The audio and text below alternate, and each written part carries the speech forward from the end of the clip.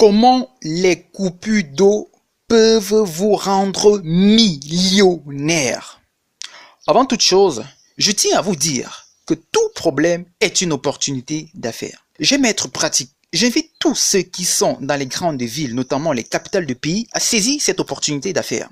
Je m'inspire d'un modèle que j'ai testé dans la ville de Douala, au quartier dit Bonamoussa dit Denver, où, pendant plus d'une semaine, le quartier avait connu une pénurie d'eau due à la coupure dans le secteur. Les réserves des familles étaient alors épuisées, ce qui m'a poussé à m'interroger sur comment résoudre ce problème, puisque les coupures d'eau devenaient récurrentes.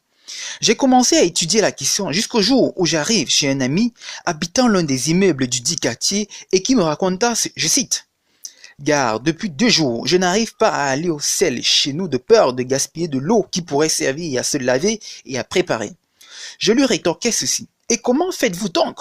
Gare, on se débrouille dans les plastiques et on jette à la poubelle. Je vous assure, je fus littéralement bouleversé lorsque j'ai entendu cela. Si le temps de l'étude avançait à pas de tortue, l'entretien avec mon ami a pressé le pas autant pour moi, au point où je me suis décidé, dès cet instant, de trouver un modèle économique pour résoudre ce problème. Mon modèle était simple.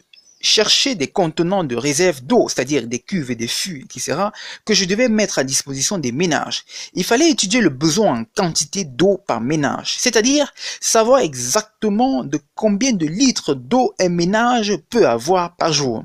J'ai décidé de tester le modèle à l'immeuble de mon ami qui comptait 20 appartements et dont la moyenne d'eau utilisée par jour par appartement était de 200 litres, soit un total de 4000 litres par jour qu'il fallait desservir. C'est ainsi que le week-end qui avait suivi, mon ami et moi sommes allés nous ravitailler en eau auprès d'un forage afin de répondre à une demande de 3 jours qui, n'est-ce pas, selon les calculs, était l'équivalent de 12 000 litres d'eau pour ravitailler les 20 ménages de l'immeuble. Nous vendions le pack de 200 litres à 1000 francs CFA par ménage. En 3 jours, nous avions pu collecter 60 000 francs CFA de bénéfices. Je tiens à vous rappeler qu'il ne s'agit là que d'un modèle testé sur un immeuble.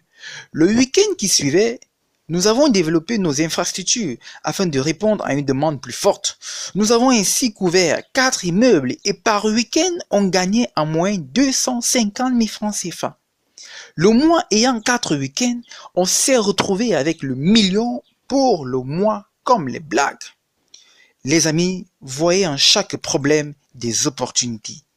Yannick Idriss Wafo, Virus entrepreneurial.